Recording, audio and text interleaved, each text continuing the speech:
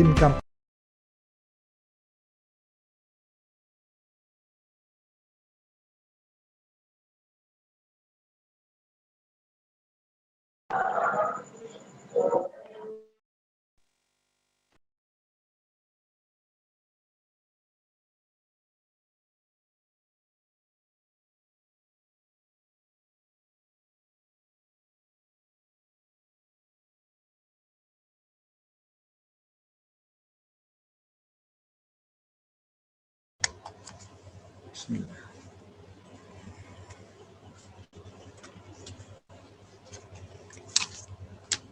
Assalamualaikum warahmatullahi wabarakatuh.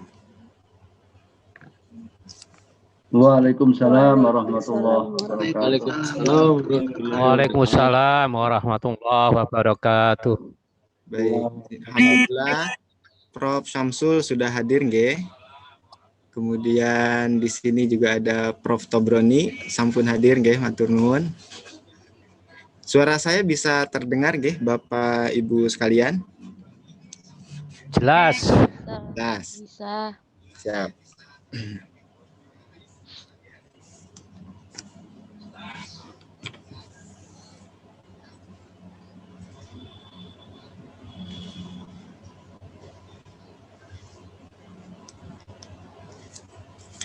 Baik, insya Allah kegiatan akan kita mulai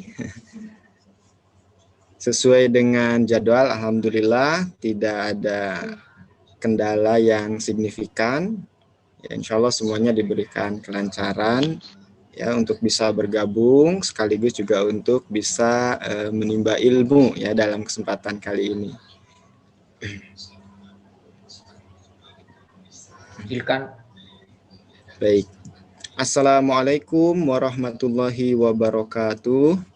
Waalaikumsalam. Waalaikumsalam warahmatullahi wabarakatuh. Hamdan wa syukran lillah. Tsumma salatu wassalamu ala Rasulillah Muhammad ibn Abdillah.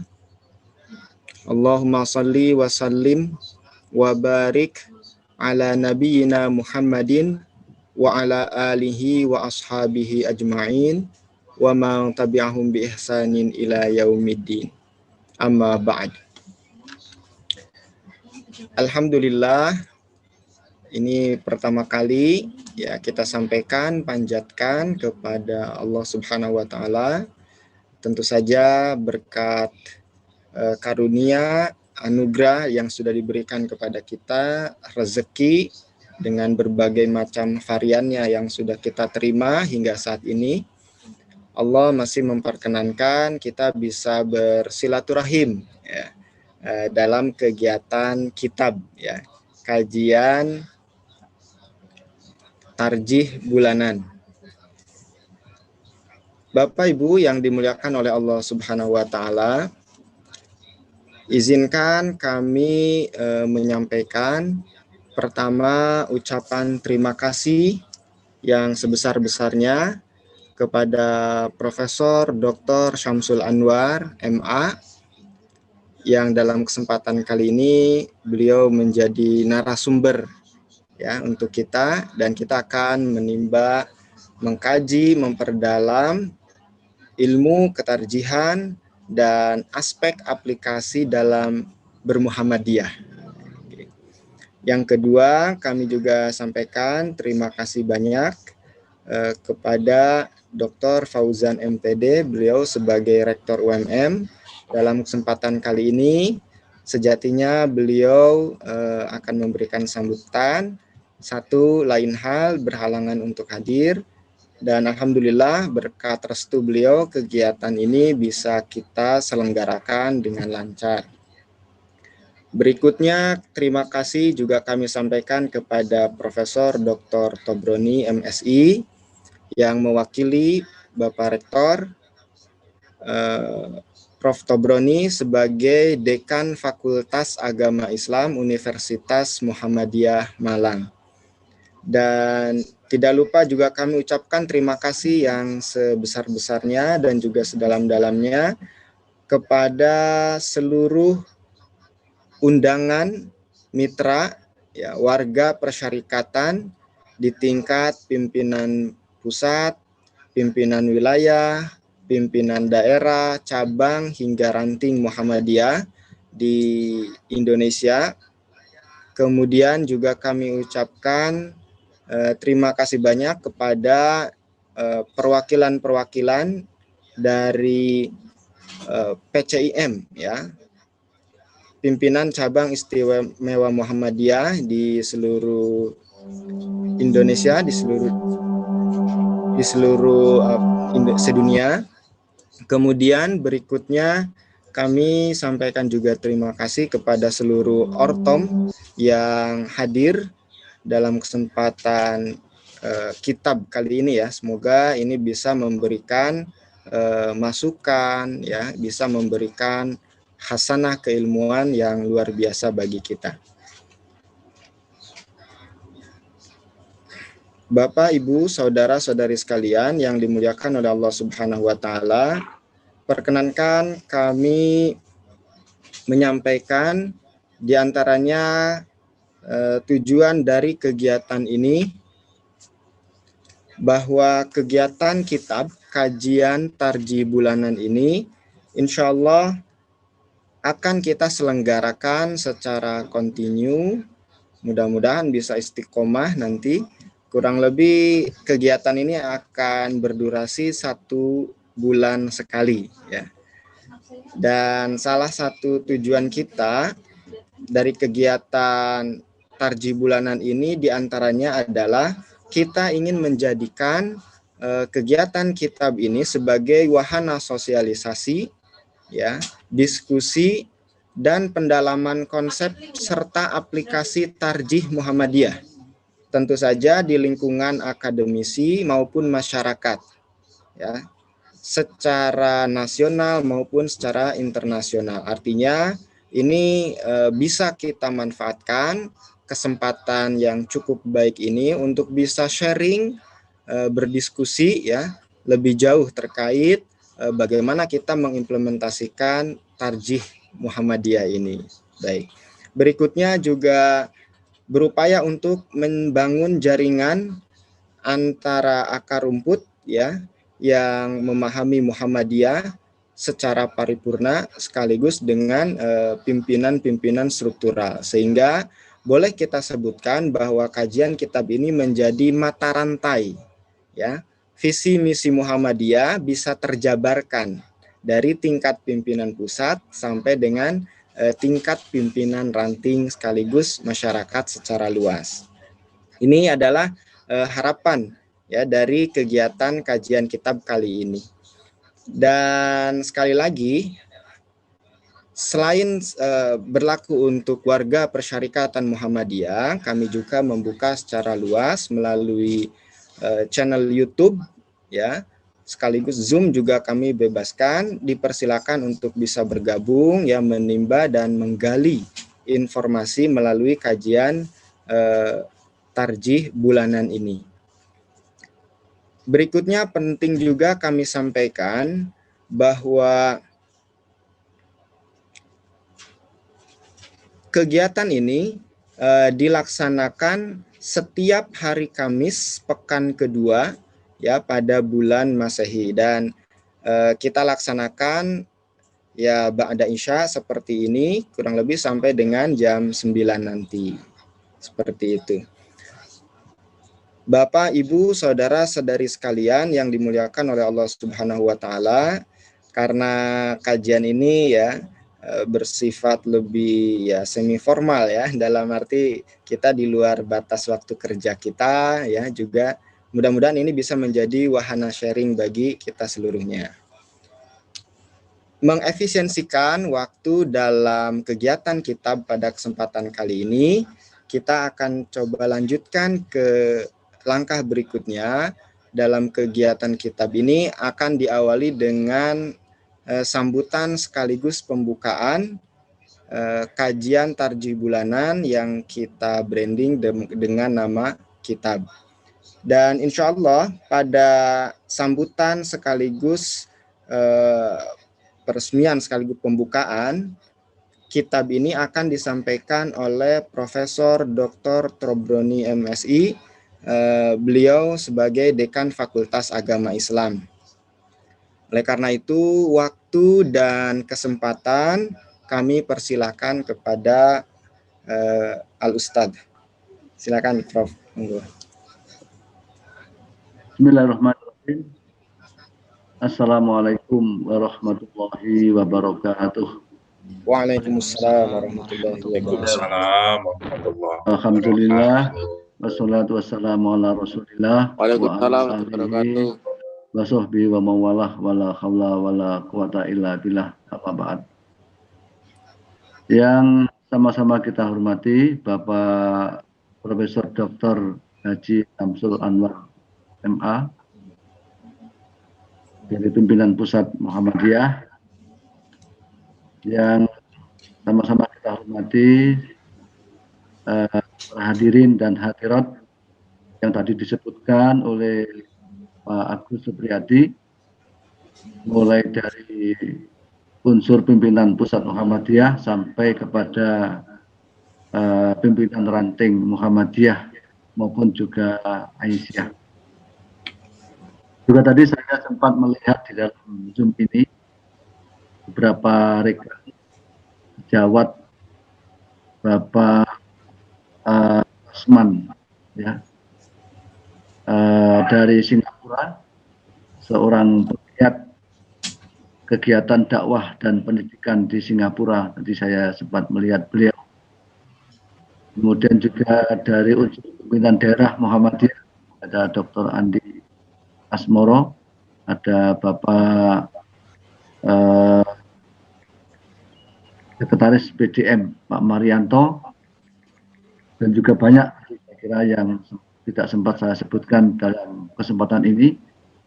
Dan ada dari unsur pimpinan Pemuda Muhammadiyah Jawa Timur, serta Bapak Ibu para hadirin sekalian yang dirahmati Allah Subhanahu wa taala dan yang saya muliakan. Marilah pada kesempatan yang sangat baik dan penuh barokah ini kita bersama-sama memanjatkan puji syukur kehadirat Allah Subhanahu wa taala, karena alhamdulillah kita semua dalam keadaan sehat walafiat. Mudah-mudahan majelis ilmu yang di branding dengan nama kitab, yaitu kajian tarjih bulanan ini, betul-betul menjadi majelis ilmu yang menyinari hati kita, menyinari pemikiran kita dengan ilmu-ilmu agama, dengan pemikiran keagamaan yang mencerahkan dan berkemajuan.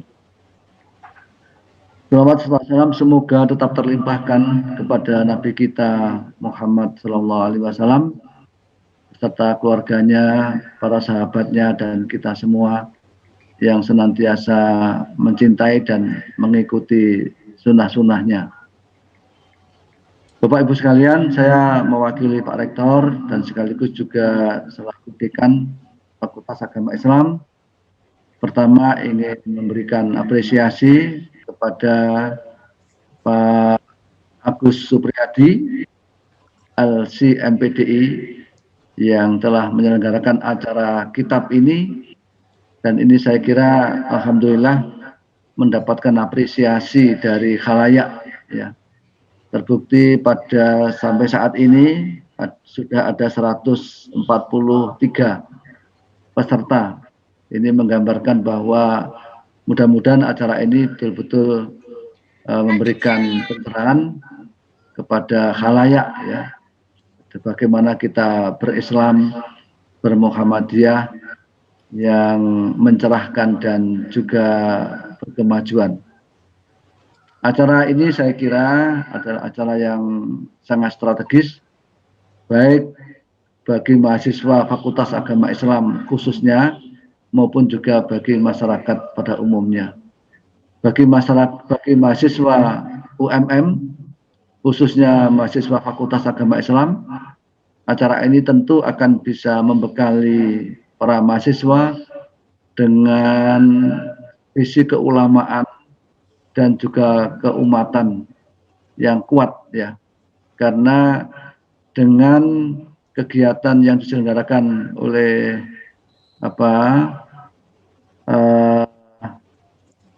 PPUT, unit PPUT di lingkungan Fakultas Agama Islam ini tentu memberikan bekal. Dan tadi saya lihat banyak juga alumni-alumni PPUT yang sudah menyebar di seluruh tanah air, dan mungkin ada juga beberapa negara yang lain yang ikut bergabung dengan acara ini.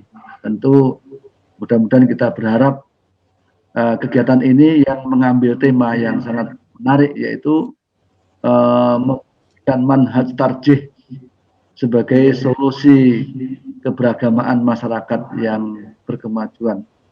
Tentu dengan tarjih harapannya tidak mempolarisasi masyarakat, ya, tapi justru bisa memberikan pencerahan, memberikan wawasan kepada masyarakat yang luas, sehingga tentu dengan ketarjihan ini saya kira justru orientasi adalah ke arah bagaimana masyarakat tidak sentripetal, ya, tapi justru sentrifugal. Jadi menyatukan masyarakat, menyatukan barisan dalam Izul Islam wal Muslimin. Tentu dalam rangka Izul Islam wal Muslimin kita harus memiliki satu pemikiran yang mencerahkan dan berkemajuan. Dan alhamdulillah hari ini kita bisa kita menyampaikan terima kasih kepada Bapak Profesor Dr. Samsul Anwar MA, yang memang orang nomor satu, ya, dalam persoalan ketarjian pemikiran Islam di lingkungan persyarikatan ini. Dan tentunya ini menjadi satu majelis yang insya Allah sangat berbobot dan memberikan nuansa tersendiri bagi keberagamaan kita. Karena itulah maka saya atas nama pimpinan Universitas Muhammadiyah Malang, mewakili Pak Rektor, maupun juga atas nama Dekan Fakultas Agama Islam, menyampaikan terima kasih dan penghargaan yang tulus kepada beliau. Mudah-mudahan beliau dikaruniai kesehatan dan terus bisa memberikan pencerahan kepada umat, khususnya pada warga persyarikatan dan juga kepada para simpatisan. Kepada para hadirin sekalian, para audien yang menyempatkan hadir secara virtual pada acara ini, saya sampaikan terima kasih. Tadi saya melihat ada Bapak Dr. Faridi selaku Ketua BSIF, Bapak Dr. Nurul Humaidi selaku Wadik 3 hadir pada acara ini. Saya kira demikian sebagai sambutan, dan marilah acara yang sangat baik ini kita buka bersama-sama dengan melafalkan al-basmalah. Bismillahirrahmanirrahim. Demikian, terima kasih kepada semuanya. Nasrun minallah wa fathun qarib wa basyiril mu'minin. Assalamualaikum warahmatullahi wabarakatuh. Waalaikumsalam warahmatullahi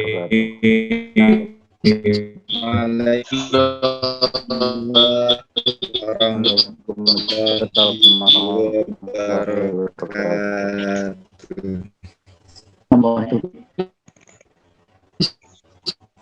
Kami sampaikan jazakumullahu khairan ini, dan sekali lagi seperti yang sudah disampaikan, harapannya kegiatan ini menjadi wasilah, ya, perantara sambung rantai tersebut dalam rangka diantaranya adalah regenerasi ya sebagai warga persyarikatan ini butuh dan memerlukan juga ya bagaimana Muhammad ya yang insya tema spesifik kita pada kesempatan kali ini adalah manhaj tarjih sebagai solusi keberagaman masyarakat berkemajuan. Dan insya Allah akan disampaikan oleh Profesor Dr. Anwar MA. Namun ketika kita lihat sangat paham sekali bagaimana beliau Prof. Samsul Anwar ini sebagai Ketua Majelis Tarjih dan Tajdid Muhammadiyah, pimpinan pusat. Ya, ini kiprahnya Muhammadiyah.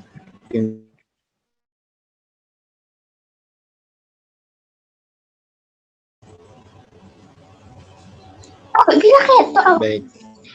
Kiprah beliau sudah sangat cukup luas ya, baik di tingkat pimpinan pusat secara nasional ya maupun internasional.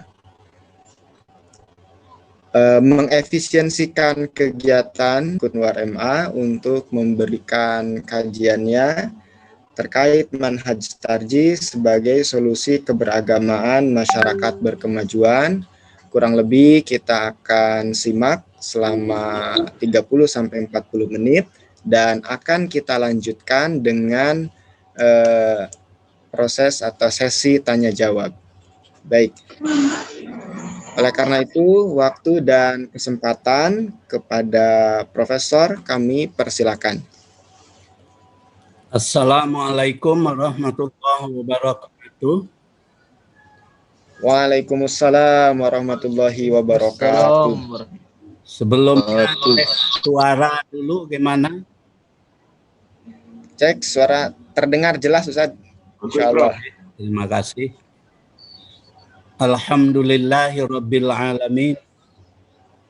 Wa bihi nasta'inu ala umurid dunya waddin.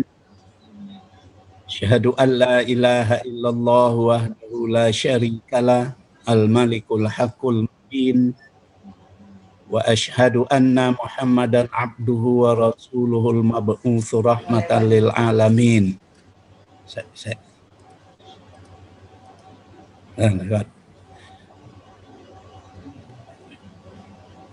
Allahumma salli wa sallim wa barik ala hadzal nabiyil karim wa ala alihi wa ashabihi ajmain.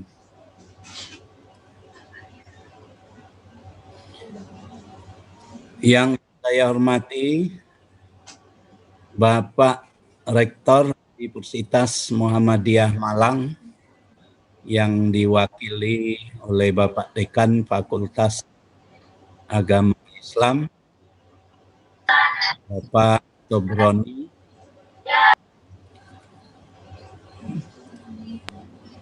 beserta seluruh hadirin virtual yang mengikuti pengajian kitab alias kajian tarjih bulanan yang diselenggarakan oleh Universitas Muhammadiyah Malang, khususnya PUT. Pertama-tama saya mengucapkan terima kasih kepada PPUT UMM yang telah mengundang saya untuk menyampaikan materi ini. Dan semoga acara ini bisa berkelanjutan dan diminati oleh para peserta. Baik, saya tidak akan berpanjang lebar.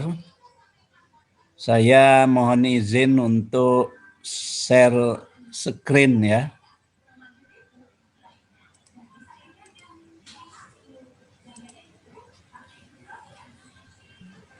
Cek ini ono Syamsul ke ruang iki.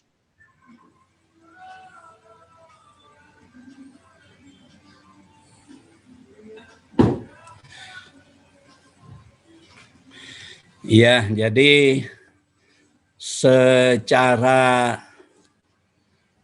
singkat saya akan memulai dulu dengan mengutip HPT jilid 3. Di situ ada pengantar editor yang menyebutkan beberapa fitur masyarakat Islam berkemajuan itu. Jadi yang pertama di sana disebutkan masyarakat Islam berkemajuan itu tentu yang pertama-tama dalam segala geraknya itu bersumber kepada Al-Quran dan As-Sunnah. Itu pertama, itu ciri yang tidak bisa ditinggalkan. Nggak mungkin disebut sebagai sebuah masyarakat Islam tanpa rujukan kepada Al-Quran dan As-Sunnah. Dan Muhammadiyah dalam anggaran dasar pasal 4-nya juga sudah menyatakan bahwa Muhammadiyah adalah gerakan dakwah amar ma'ruf nahi mungkar dan tajdid yang bersumber kepada Al-Quran dan As-Sunnah. Kemudian bergerak dinamis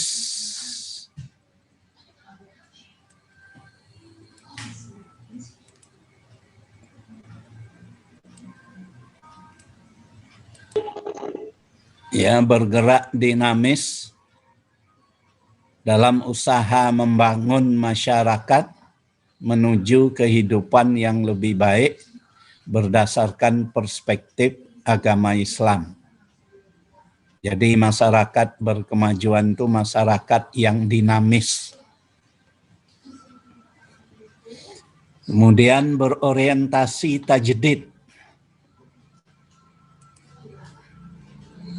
Kemudian berorientasi ke hari depan. Jadi tidak orientasinya ke zaman lalu. Jadi dengan demikian bukan salafi. Karena salafi itu melihat sesuatu ke masa lalu. Masa lalu itu secara historis memang penting. Dan kita harus memahami masa lalu kita.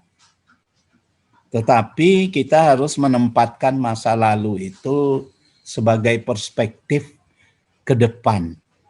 Bukan sebagai ukuran, tetapi sebagai bahan pelajaran untuk merambah masa depan.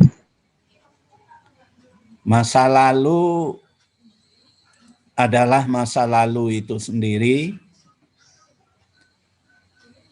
Dia telah mempunyai atau menyediakan pemecahan-pemecahan untuk zamannya, tetapi banyak hal untuk masa sekarang dan akan datang tidak tersedia pemecahannya di masa yang lalu itu. Oleh karena itu, masyarakat berkemajuan itu selalu berorientasi ke hari depan.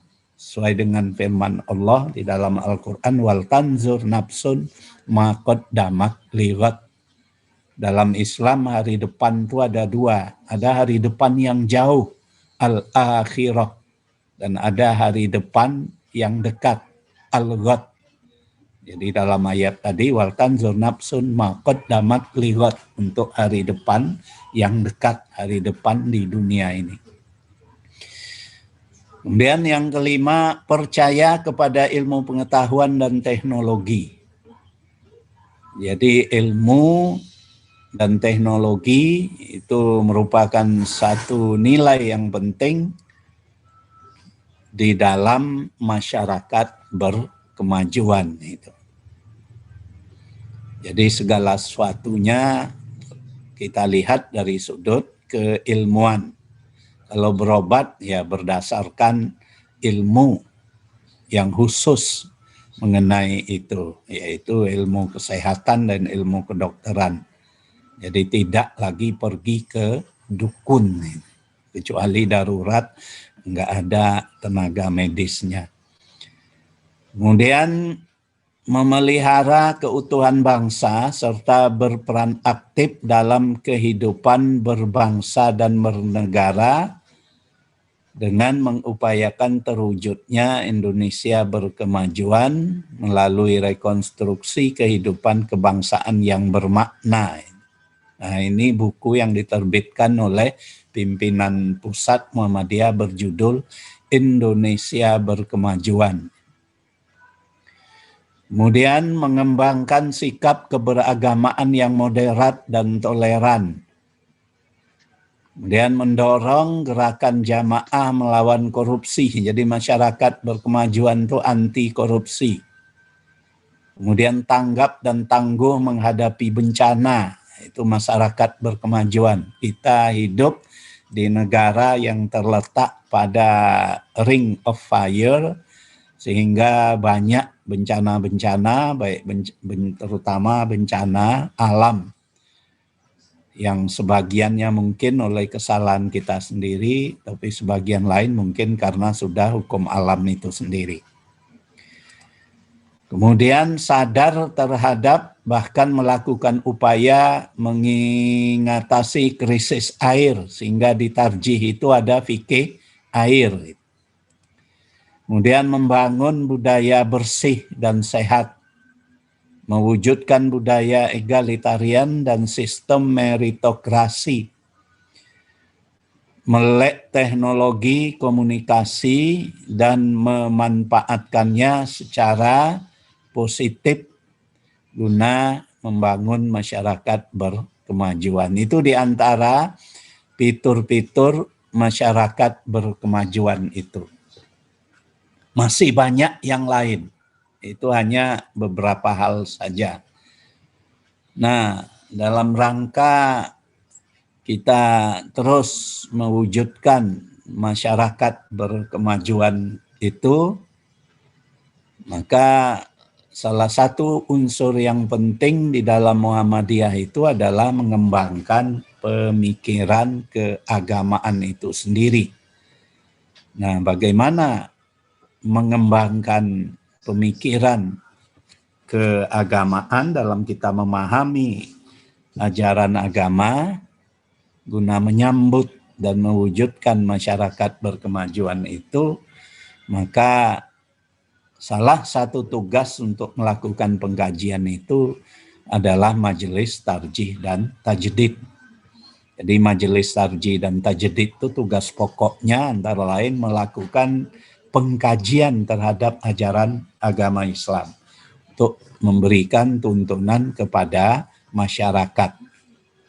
Yang kedua itu melakukan perkaderan ulama tarjih, sehingga di Jogja ada PUTM, Pendidikan Ulama Tarjih, di Malang ada PPUT ya.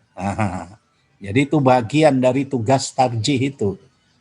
Jadi itu tugas yang kedua. Tugas yang ketiga ya menyusun tuntunan-tuntunan dalam bentuk fatwa, dalam bentuk keputusan dan seterusnya itu. Nah, dalam melakukan itu semua harus ada manhajnya. Nah, manhaj itu secara harfiah berarti metode. Tetapi manhaj tarjih itu lebih dari sekedar metode. Kalau di sini kita mengartikan manhaj tarjih itu adalah sebagai suatu sistem, ya, sebagai suatu sistem yang terdiri dari 4 unsur. Bentar ya, saya harus mencari exit full mana ini nggak kelihatan ya. Di bagian bawah biasanya Prof. F5. Iya, iya. Oke.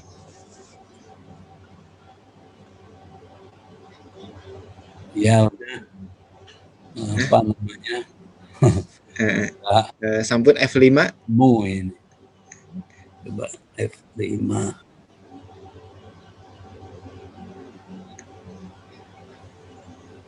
Oke. Malah. Oh, oke. Udah, nggak apa-apa. Nggak apa-apa. Nah, ini dia mau digeser.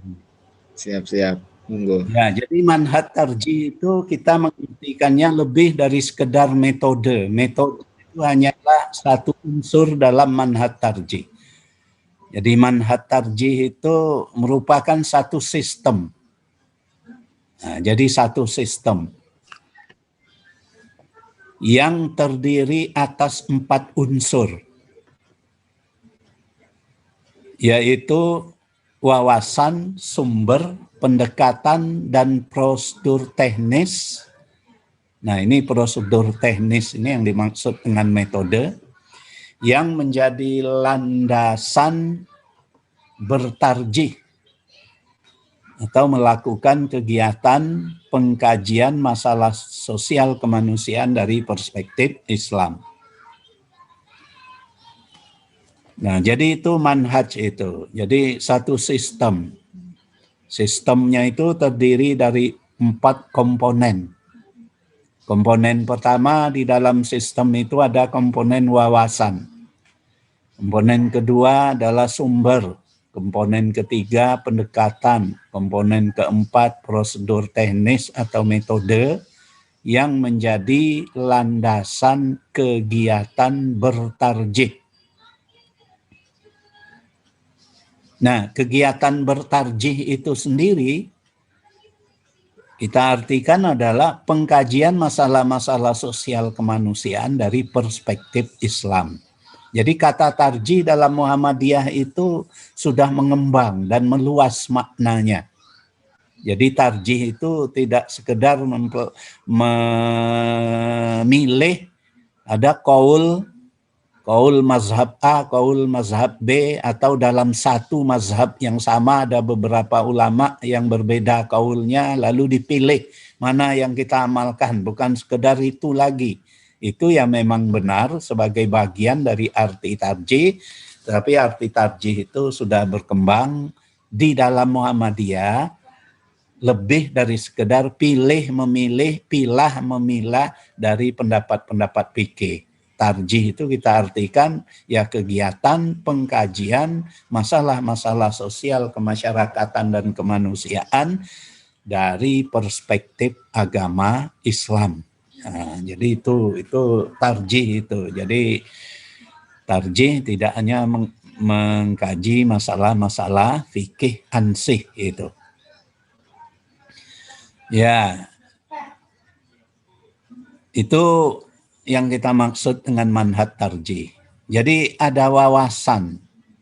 Nah, wawasan ini dimaksudkan untuk mengarahkan kita itu bagaimana kita melihat persoalan, bagaimana kita memahami kondisi masyarakat sehingga kita mengemukakan satu pemahaman tentang agama itu sesuai dengan kebutuhan kita dan perkembangan serta kemajuan masyarakat itu.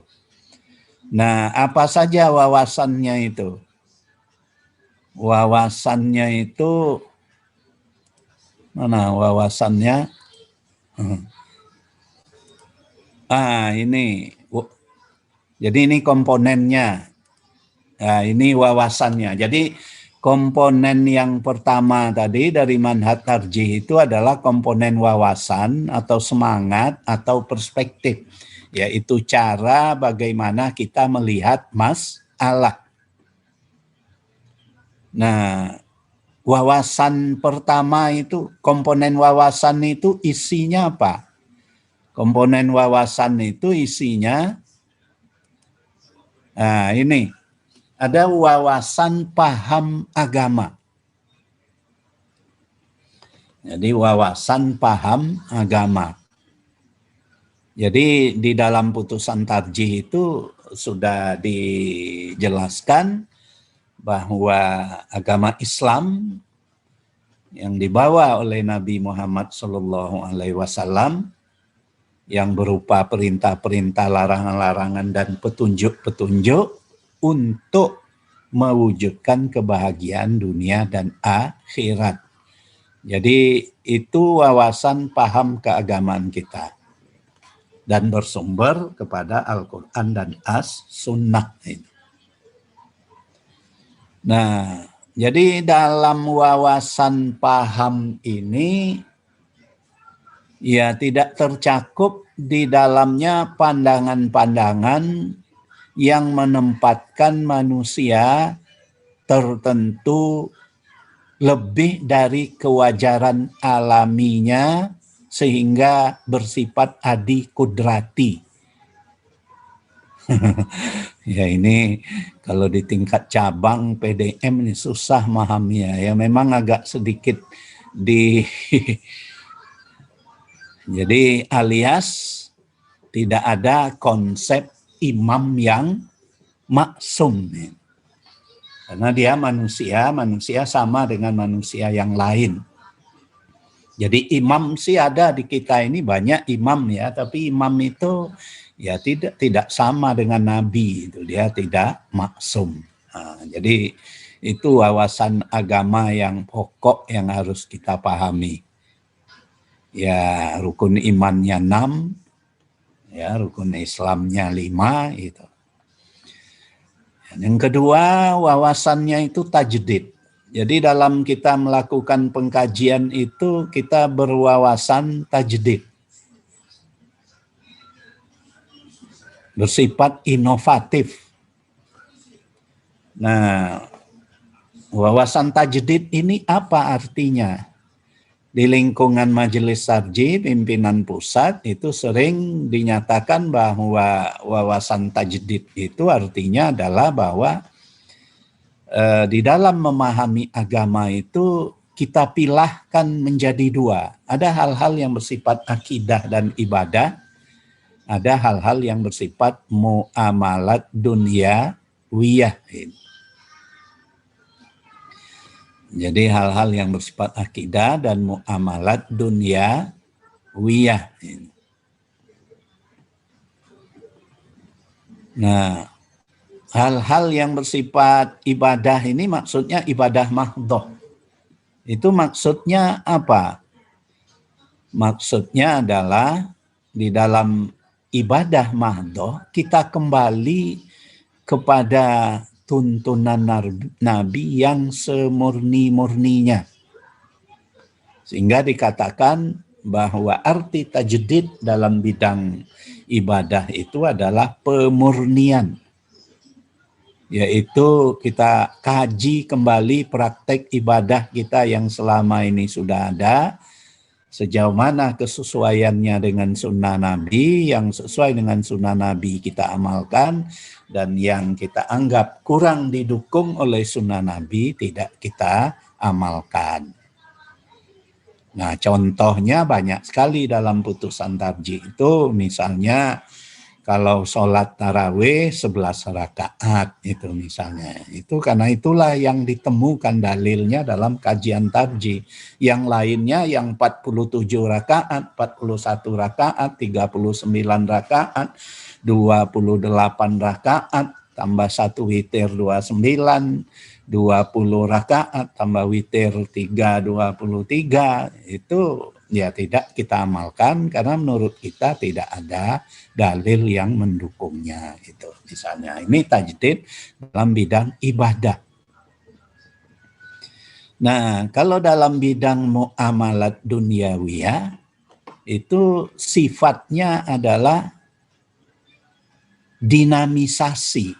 Kalau tadi ya pemurnian, kalau ini dinamisasi. Arti dinamisasi itu adalah menggerakkan kemajuan kehidupan masyarakat sesuai dengan capaian peradaban manusia pada zaman tertentu. Kita sekarang di zaman abad ke-20, maka mau tidak mau dalam bidang muamalat duniawiyah ini, kita harus melakukan interpretasi ajaran agama itu dalam perspektif abad ke-21. Jadi tidak dalam perspektif zaman sebelumnya itu. Yang disebut zaman salaf itu. Jadi tidak begitu. Dan bila mana perlu dalam bidang muamalat duniawiyah ini dengan syarat-syarat tertentu kita dapat melakukan reinterpretasi kembali terhadap teks yang ada. Nah, jadi tadi kita melakukan dinamisasi, yaitu kita memahami ajaran agama itu dalam konteks sesuai dengan perkembangan zaman tertentu. Kita sekarang ini hidup abad 21, ya kita menafsirkannya dalam konteks abad ke-21 itu. Ya, catatan yang perlu di mana diperlukan dengan memenuhi syarat-syarat tertentu dapat dilakukan reinterpretasi. Nah, contohnya apa? Contohnya adalah putusan Tarjih tahun 1976 dalam wujud buku Adabul Mar'ah fil Islam. Nah, jadi coba dibaca-baca juga ya buku Adabul Mar'ah fil Islam itu banyak para penulis, mahasiswa penulis tesis itu mengatakan bahwa buku ini melampaui semangat zamannya. Nah, jadi seperti itu. Apa itu? Yaitu dalam buku tersebut dilakukan reinterpretasi kembali terhadap teks-teks tentang perempuan. Salah satu hadis yang sangat terkenal sekali dan hadis sahih itu menyatakan bahwa Nabi bersabda, lan yufliha qaumun wallau amrohum imro'atan. Tidak beruntung suatu kaum yang mengangkat perempuan sebagai pemimpin urusannya. Nah, itu hadis sahih.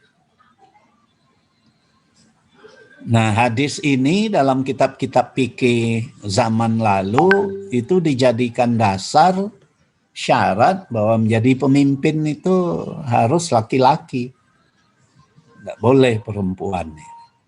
Nah, dalam kitab Adabul Mar'ah fil Islam itu hadis itu direinterpretasi kembali. Walaupun cara menginterpretasinya tidak disebutkan secara detail, tapi kita dapat menjelaskan. Majelis Tarjih yang di kemudian hari memberi penjelasan. Jadi hadis lan yufliha qaumun wallau amrohum imro'atan harus dibaca dengan menyandingkannya. Menyandingkan itu menggandengkan ya. Nah, mendudukkan bersama dengan hadis lain yaitu idza wussidal amru ila ghairi ahlihi fantaziris sa'ah. Jadi imro'atan di situ dibaca ghairu ahlihi. Jadi apa itu seakan-akan Nabi itu ingin bersabda lan yufliha qaumun wallau amrohum ghairu ahlihi. Nah, jadi seolah-olah begitu. Jadi ila ghairi ahlin fi dzalikal amr. Jadi menyerahkan kepada orang yang tidak cakap untuk itu. Karena kenapa begitu? Karena di zaman Nabi kecuali 1-2 orang perempuan seperti Khadijah, Ummu Fadl, Aisyah, umumnya perempuan di zaman itu hidup di dalam 4 dinding tembok rumah suaminya, jarang berkomunikasi secara sosial, tidak punya pengalaman dan pengetahuan masalah-masalah kemasyarakatan, sehingga Nabi tidak ridho untuk memberikan kepemimpinan. Kita sekarang ini membacanya tidak dengan membaca harfiahnya kata-kata imro'atan perempuan, tapi kita membacanya dengan menggandengkannya kepada hadis lain. Imro'atan di situ diarti ghairu ahlin fil amril muayyan. Jadi tidak ahli dalam bidang yang kepadanya diserahkan kepemimpinan itu. Nah, jadi itu namanya dinamisasi. Jadi di mana perlu, walaupun tidak, tapi bila diperlukan saja dapat dilakukan reinterpretasi kembali. Syarat-syarat untuk melakukan reinterpretasi itu, ini Pak Agus, suara saya masih kedengaran baik? Masih terdengar baik, Prof. Masih. Masih. Nanti saya masih jelas, Prof. Insya Allah. Ya, saya kuat. Sudah berusaha bicara. Hadir semua, Prof. Ya, baik. Menyimak di khusyuk ya. Lanjutkan. Reinterpretasi itu dapat dilakukan. Ya, tapi dengan syarat-syarat, tidak asal ada reinterpretasi nggak bisa, ada syaratnya. Satu syaratnya memang ada kebutuhan mendesak untuk reinterpretasi. Kalau tidak ada keperluan reinterpretasi, ya itu namanya muspro, kata orang Jawa. Sia-sia, untuk apa? Wong nggak perlu kok kita lakukan. Nah, kalau yang tadi itu perlu itu, karena gerakan perempuan sudah menemukan momentum yang kuat itu. Ya, adanya persamaan hak, termasuk dalam hak memangku jabatan umum gitu, atau jabatan publik. Ya, yang kedua, bukan menyangkut ibadah mahdoh. Bukan menyangkut bahkan ibadah mahdoh yang esensial.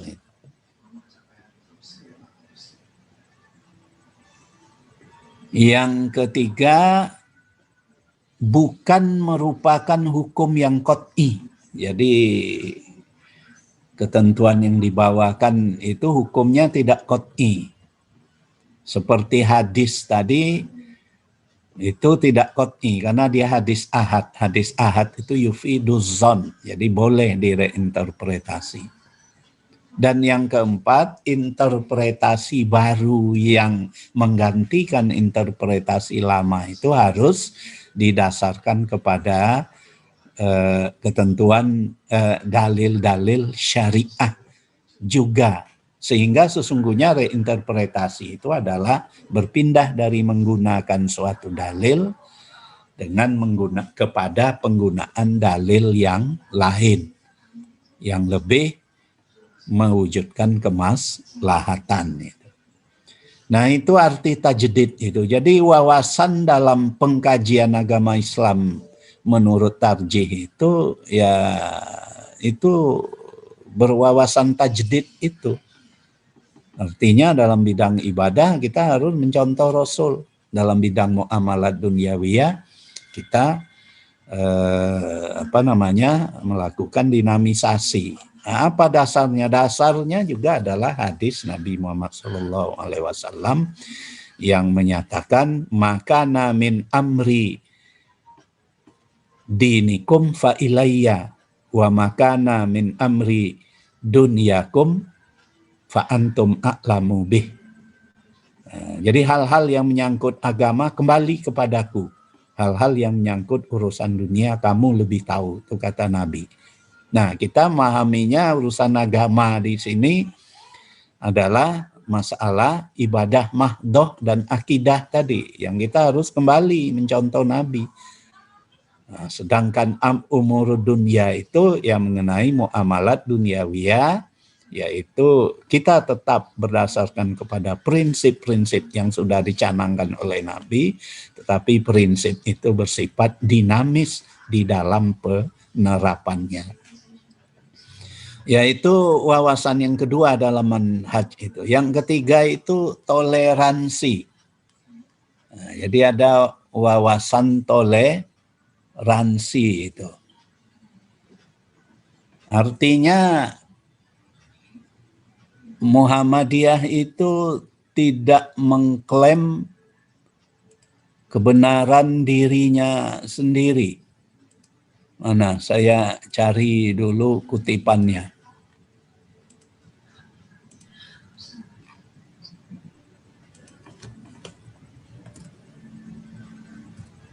Ini.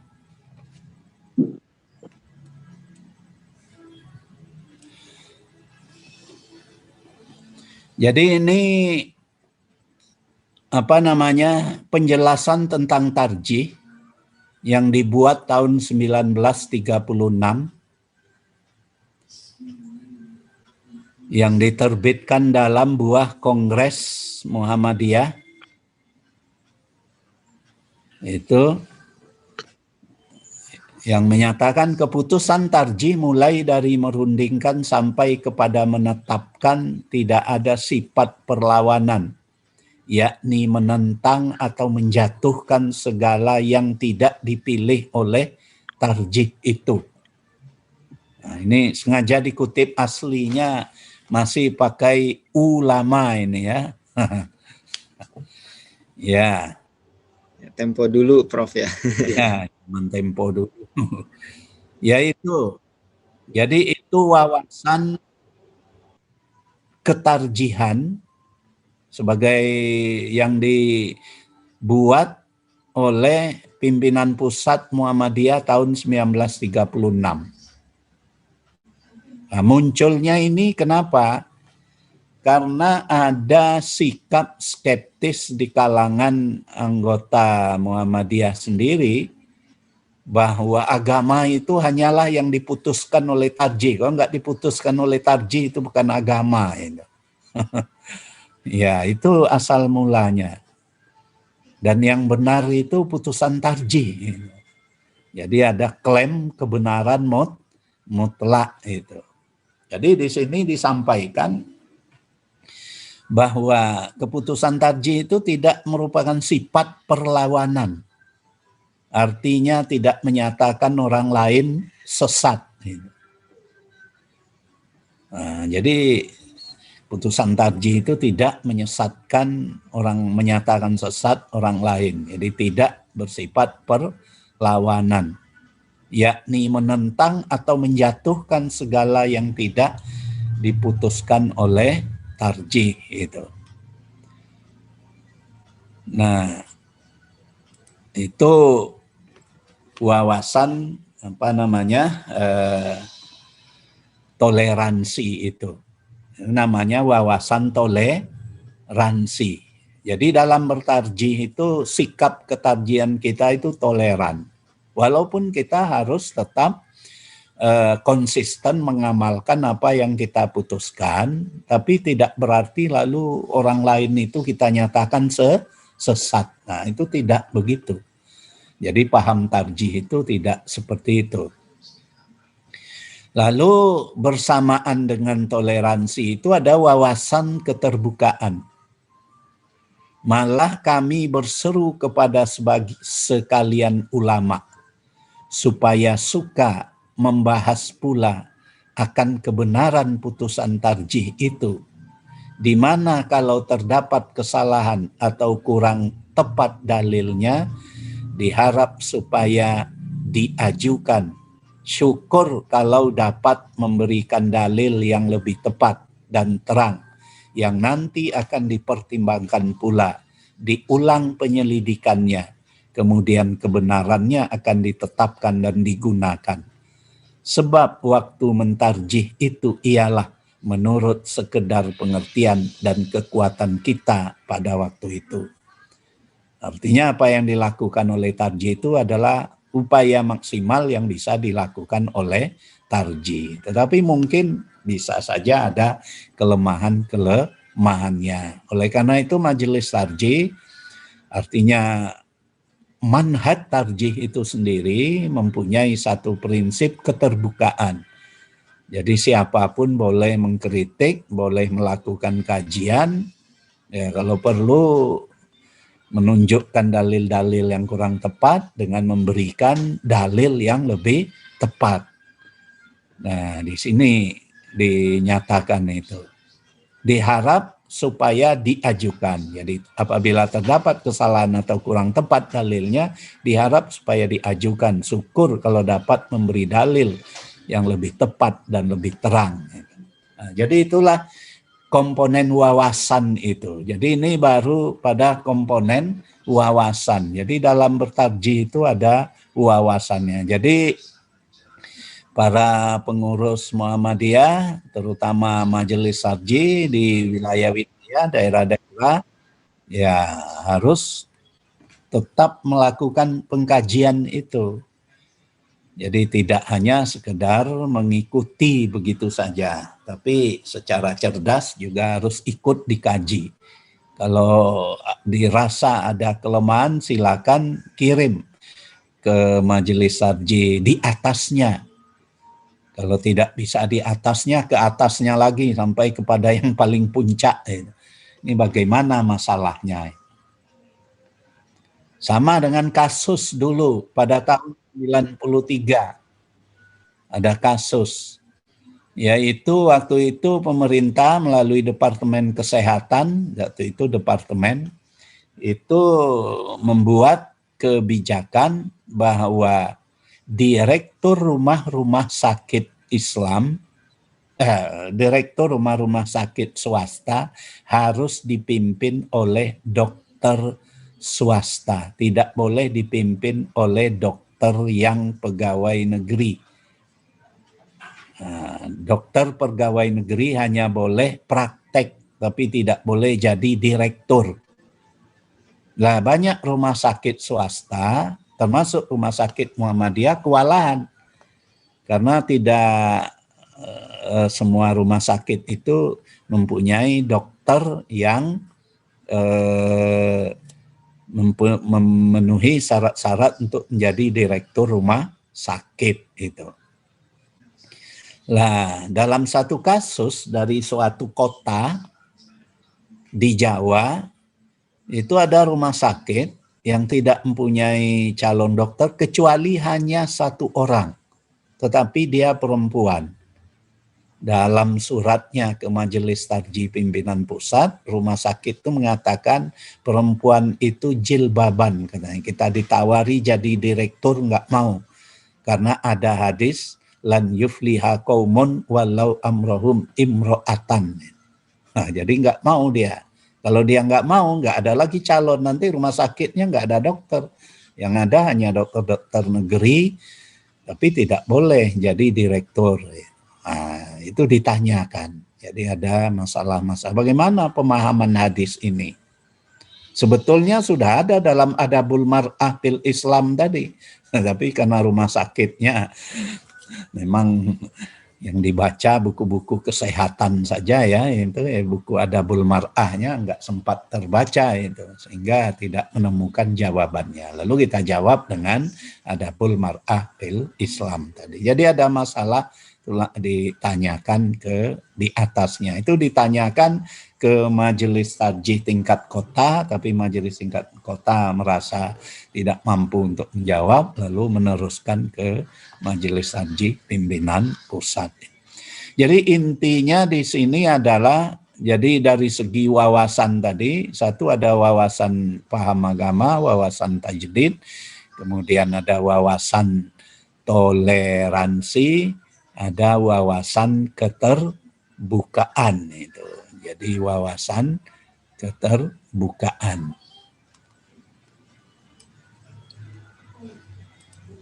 Nah, jadi wawasan paham agama. Nah, kemudian, ini nggak urut ya saya tadi.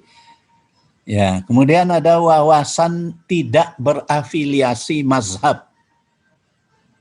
Tidak berafiliasi mazhab itu artinya tidak mengikuti mazhab tertentu. Mazhab A, mazhab B, mazhab C. Itu. Tapi ya berdasarkan kepada ajaran yang langsung dipahami dari Al-Quran dan As-Sunnah itu sendiri. Itu. Tapi bukan berarti anti mazhab atau tidak menggunakan mazhab. Kaul-kaul dalam mazhab itu dipertimbangkan, dipelajari. Nah, untuk ditentukan mana yang lebih dekat kepada Al-Quran dan As-Sunnah itu. Ya. Jadi begitu, sehingga pengamalannya bisa suatu masalah dari mazhab tertentu, masalah lain dari mazhab yang lain. Bisa-bisa saja, atau bahkan tidak ada dalam mazhab-mazhab itu, ya bisa-bisa saja itu. Ya, jadi itu. Jadi ini komponen pertama dari manhaj tarjih itu.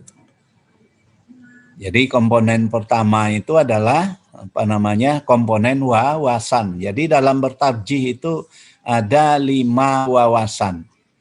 Terus kita kembali lagi. Ini sangat kecil-kecil sekali ya.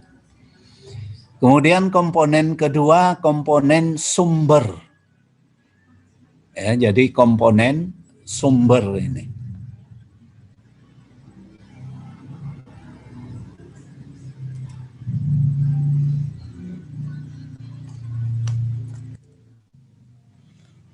Jadi dalam komponen sumber ini, sumber ajaran agama itu dalam Muhammadiyah ada 2. Sumber pokok, yaitu Al-Quran dan As-Sunnah, dan sumber subsidiar, yaitu ijtihad. Ya, jadi walaupun yang lain ada mengatakan yang ijtihad ini bukan sumber, tapi metode, yaitu masalah lafzi saja. Bisa kita mengatakan sebagai sumber, yaitu sumber, sumber pendamping 2 sumber pokok itu. Kemudian yang ketiga dari manhaj tarjih itu ada pendekatan. Jadi pendekatan itu di sini ada 3, pendekatan bayani, pendekatan burhani, pendekatan irfani. Pendekatan bayani itu adalah melakukan pengkajian dengan bertitik tolak pada teks-teks syariah. Teks-teks syariah itu ayat Quran dan hadis, termasuk kaedah-kaedah fikih yang dirumuskan oleh para ulama sepanjang sejarah Islam ini. Nah, termasuk kaedah-kaedah yang mungkin dirumuskan dalam Muhammadiyah sendiri. Nah, itu bayani. Jadi kalau ada satu masalah kita cari dalilnya ayat Quran dan Sunnah, itu namanya bayani itu.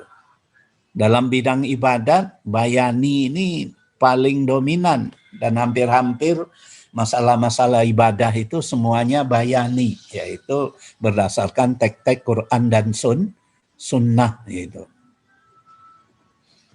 Nah, kemudian yang kedua burhani. Burhani ini artinya kita memanfaatkan teori-teori ilmu pengetahuan yang relevan. Ini teori sosiologi, teori ekonomi, teori ilmu-ilmu lain, kedokteran itu. Termasuk yang banyak digunakan dalam Muhammadiyah adalah teori-teori dalam ilmu falak. Jadi kita menafsirkan sejumlah hadis yang terkait masalah puasa, hari raya dan sebagainya itu ditafsirkan dengan menggunakan ilmu falak. Jadi ini burhani ini. Jadi menentukan awal Ramadan. Nah, menentukan awal Ramadan itu bukan ibadah, ibadahnya adalah puasanya. Tapi menentukannya itu bukan ibadah, itu pendekatan burhani.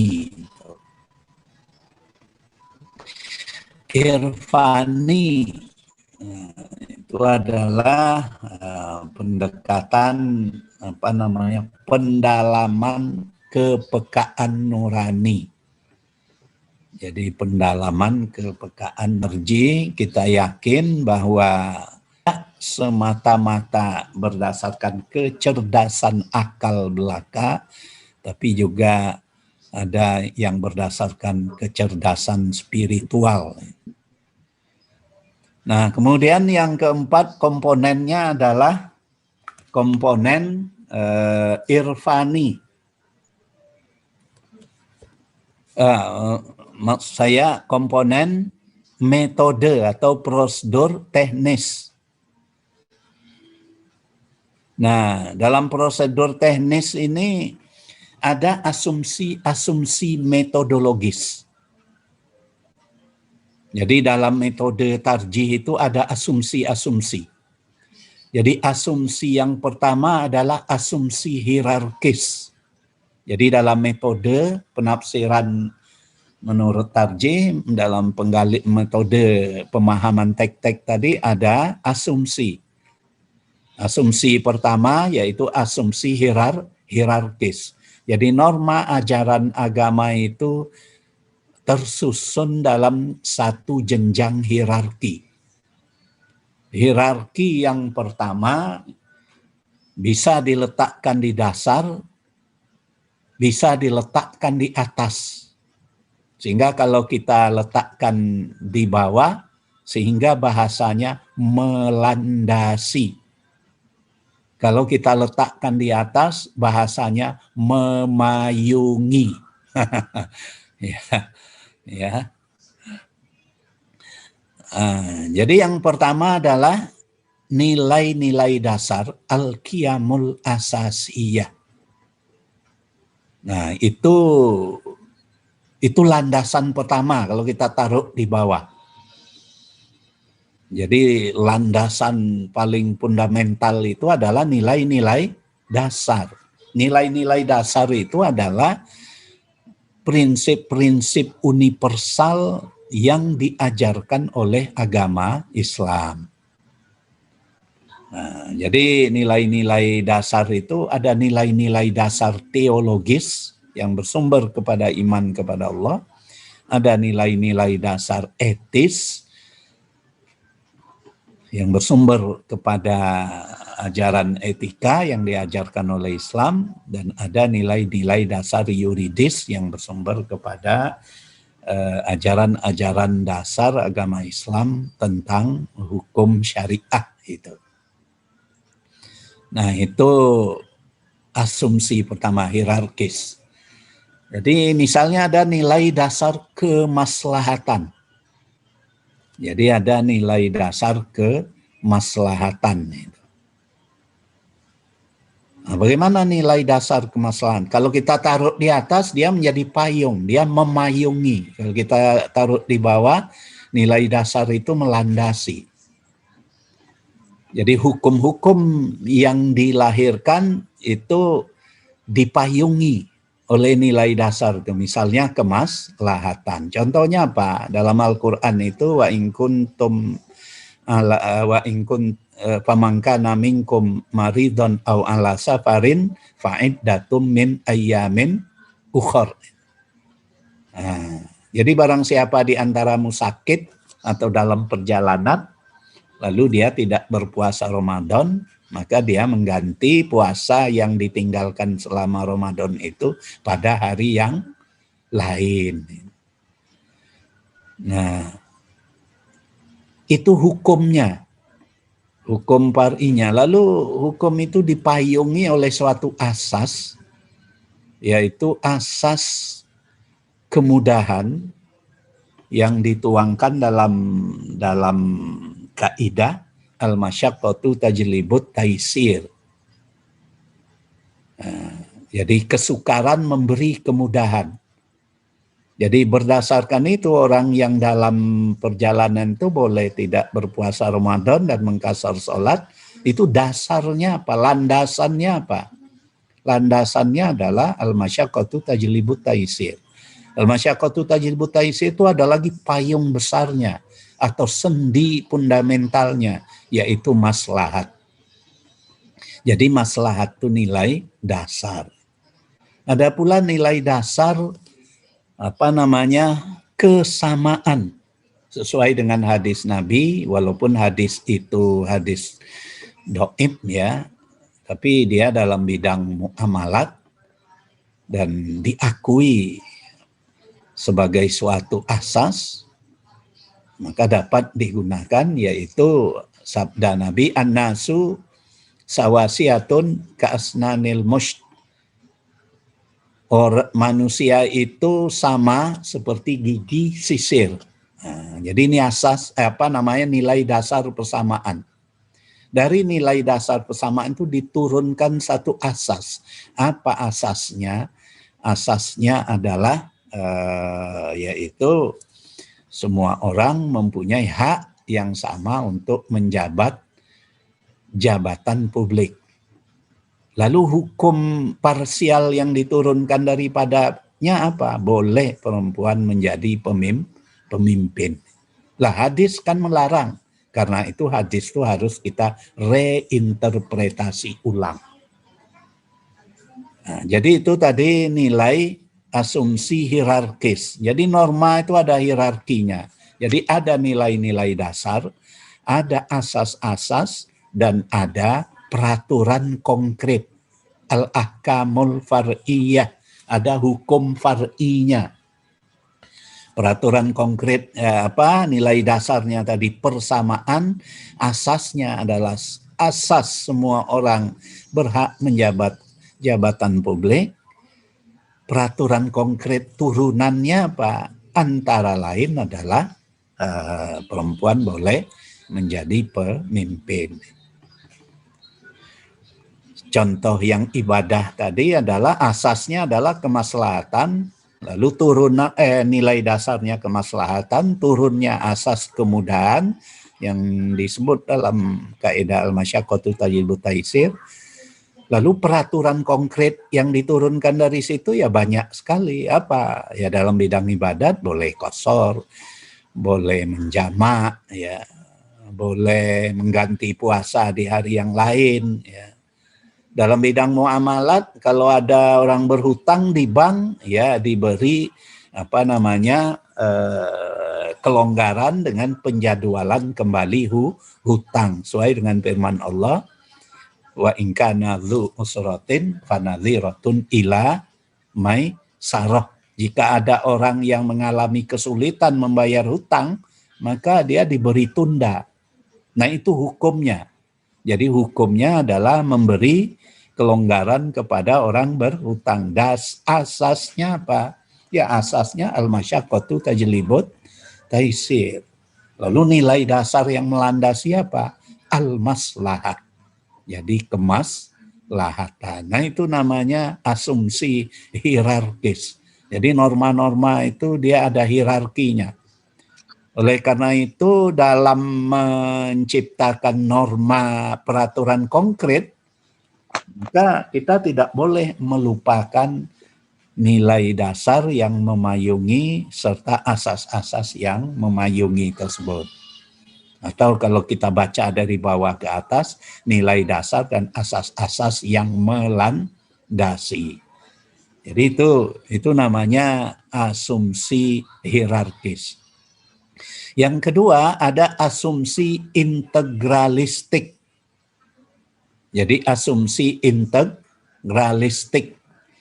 Asumsi integralistik itu apa? Bahwa dalam pemahaman agama, pemanfaatan sumber-sumber itu tidak secara atomistik, melainkan secara integral.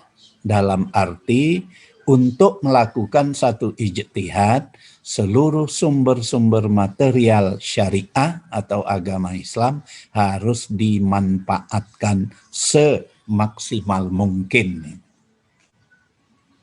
Jadi kita tidak ketemu satu hadis lalu berijtihad. Apa hadis yang ditemukan itu? La tasumil mar'atu wa zawjuha syahid illa bi'idnihi. Jangan seorang istri itu puasa sunat padahal suaminya ada di rumah tanpa izin suami. Lalu kalau dia puasa sunat, itu ada yang mengatakan haram hukumnya, ada yang mengatakan sah, tapi dia melakukan maksiat. Itu kalau kita baca pendapat fikih yang ditulis oleh An-Nawawi dalam kitab Al-Majmu'. Sehingga kemudian dengan mudah itu kaum feminis menuduh kalau begitu ajaran ijtihad para ulama itu bersifat misoginis, menghina perempuan, tidak berkeadilan gender. Salah satu cerminan dari tidak adanya keadilan gender itu adalah menggantungkan perempuan kepada laki-laki. Bahasa studi gendernya apa itu ya? Saya lupa ingat itu. Apa itu? Subordinasi ya. Subordinasi.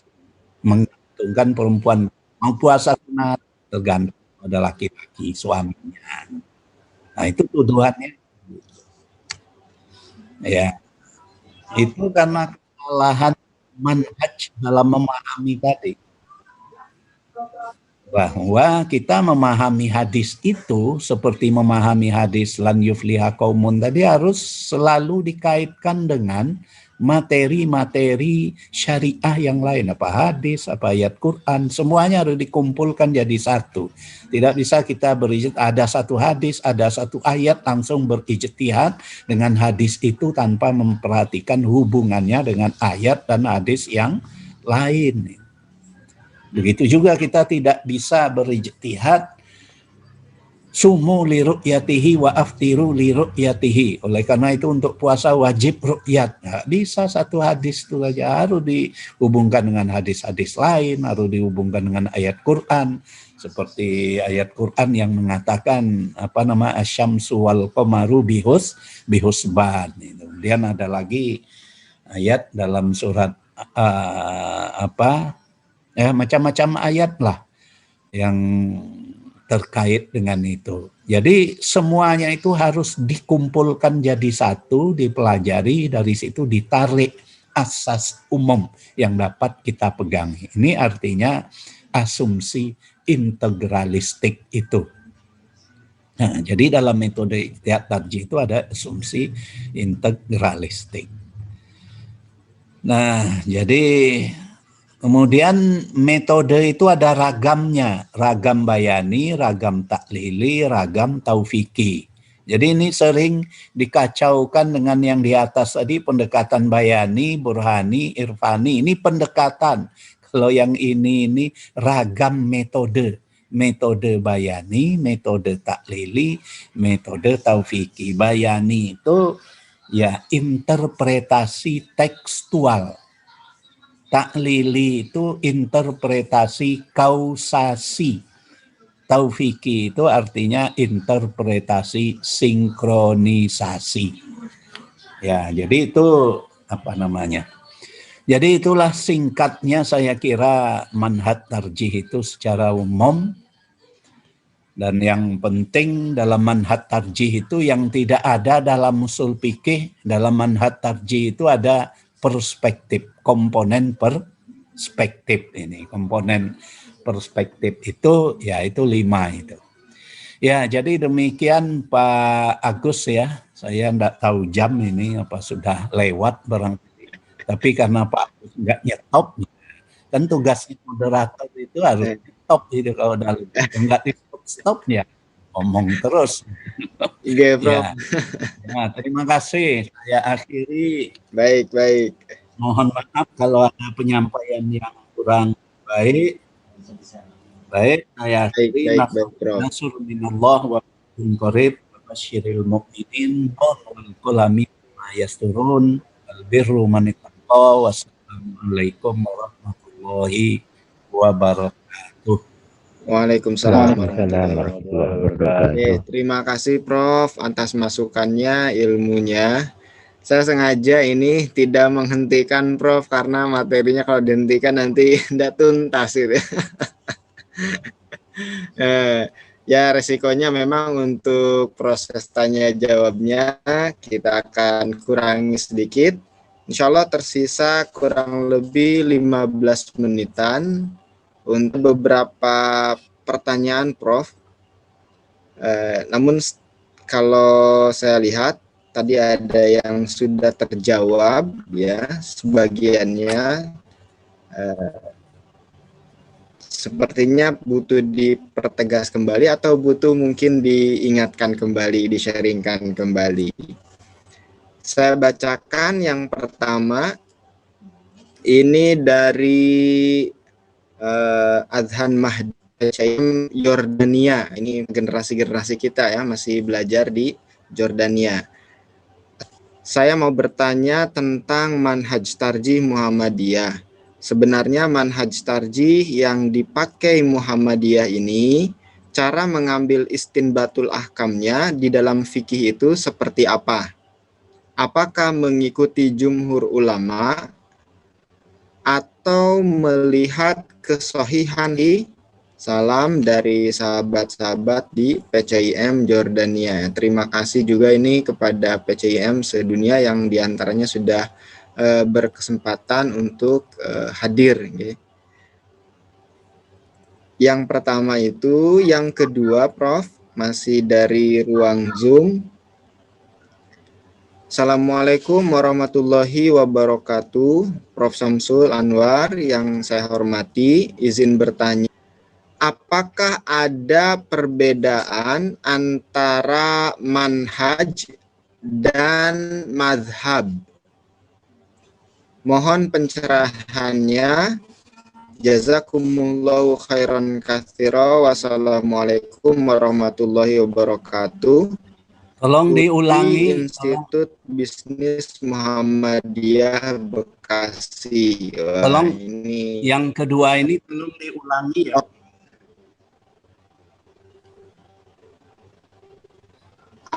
Pertanyaannya, apakah ada perbedaan antara manhaj dan mazhab?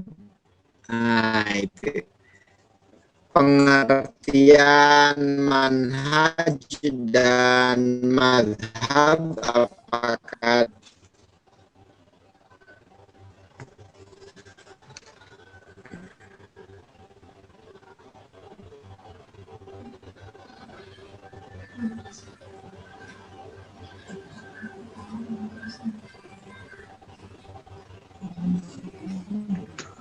Suaranya kurang jelas pertanyaannya.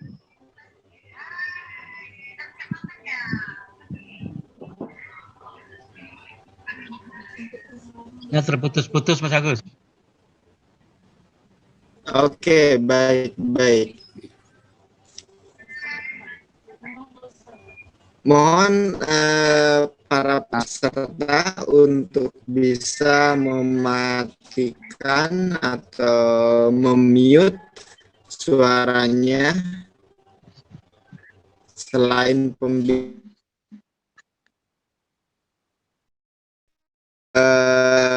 apakah ada perbedaan antara manhaj dan mazhab. Ya, mungkin lebih cenderung kepada aspek pengertian secara terminologi kah? Mungkin seperti itu, Prof. Iya, nanti kalau tidak jelas bisa diulangi. Baik, saya jawab ya. Ya, jadi yang pertama dari Adhan Mahdi ya, ini di sini tadi Azhan Mahdi dari PCM Yordan ya. Ya. Jadi tadi yang pertama tadi beda mazhab dengan manhaj ya. Tapi kalau di sini oh ya itu intinya. Kalau mazhab itu ada dua pengertian. Pertama, pengertian leksikal mazhab itu artinya pendirian atau pendapat atau pandangan.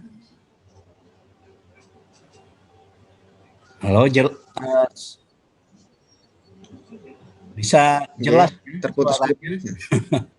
Kok saya agak berdengung? Agak terputus-putus. G. Ya. Monggo dilanjut. Yang kedua, arti mazhab itu adalah satu pengertian sosiologis ya, suatu pengertian sosiologis. Jadi satu pandangan yang dikemukakan oleh seorang imam dan berdasarkan kepada manhaj tertentu dan diikuti oleh sejumlah jamaahnya. Jadi mazhab dalam arti kedua ini ada unsur-unsurnya. Satu, ada imamnya. Mazhab Syafi'i, imamnya Imam Syafi'i. Mazhab Hanafi, imamnya Imam Abu Hanifah. Mazhab Maliki, Imam Malik. Mazhab Hambali, Imam Hambali. Mazhab Zohiri, Imam Daud, umpamanya. Itu satu. Itu unsur mazhab dalam pengertian yang kedua ini. Yang kedua, ada manhajnya. Ya, walaupun manhaj yang satu mazhab dengan mazhab lain berbeda, tapi ada inti-inti yang sama. Detailnya mungkin berbeda, intinya sama. Manhajnya satu bersumber pada Al-Quran, kepada hadis, kepada ijma', kepada qiyas itu. Kemudian terjadi perbedaan-perbedaan pendapat menggunakan sumber-sumber subsidiar atau at-tab'iyah yang tadi saya sebutkan. Nah, itu manhaj itu. Kemudian ada furuknya. Jadi satu ada imam, dua ada manhaj, ada furuk. Furuk itu doktrin-doktrin agama yang dilahirkan oleh sang imam atau oleh murid-murid sang imam berdasarkan metode sang imam bersangkutan. Jadi yang terbentuk dalam kumpulan-kumpulan fikih. Misalnya kumpulan fikih yang ditulis oleh Imam Syafi'i dalam kitab itu furuknya.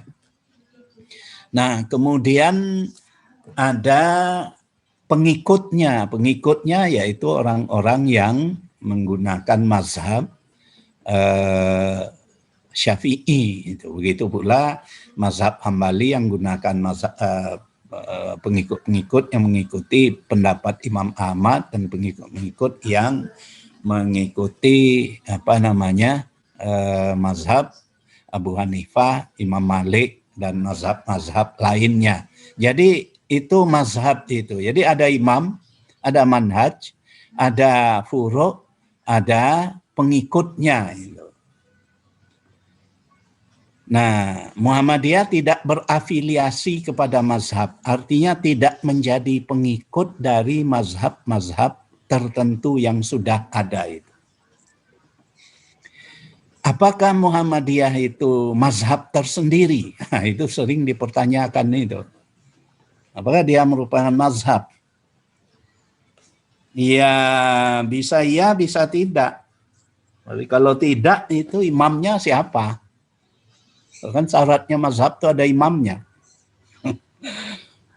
Ya, siapa imamnya itu? Kalau ketua tarjih, imamnya itu ketua tarjih itu dari periode ke periode berganti-ganti. Lalu yang mana yang imamnya? Apa yang mendirikan pertama dulu atau yang tengah-tengah? Ya nggak bisa dijawab. Jadi nggak memenuhi syarat itu. Jadi karena itu ya belum dapat dikatakan mazhab. Ada manhajnya, ya ada manhajnya. Ya itu tadi itu manhajnya. Jadi apa beda mazhab dengan manhaj? Manhaj itu adalah salah satu unsur di dalam mazhab itu. Karena mazhab itu selain dari manhaj ada imamnya, ada furu'nya, dan ada jamaah yang mengikutinya itu. Nah, itu. Ya, jadi itu bedanya. Yang kedua, cara berijtihadnya gimana? Cara berijtihadnya apakah mengikuti jumhur atau bukan? Ya itu tadi cara berijtihadnya dengan metode seperti itu tadi. Jadi dengan satu sistem pengkajian agama yang berdasarkan kepada 4 unsur pokok. 1, adanya wawasan, yang kedua adanya sumber, yang ketiga adanya pendekatan, yang keempat adanya metode. Itulah dalam tarjih itu.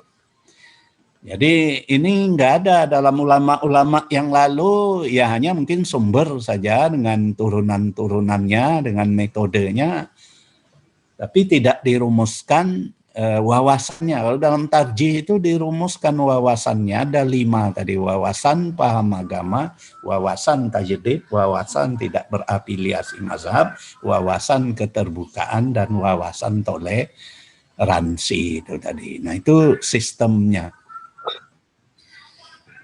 Ya, jadi itu dalam operasionalisasi metodenya di dalam manhaj tarjih memang belum ditentukan.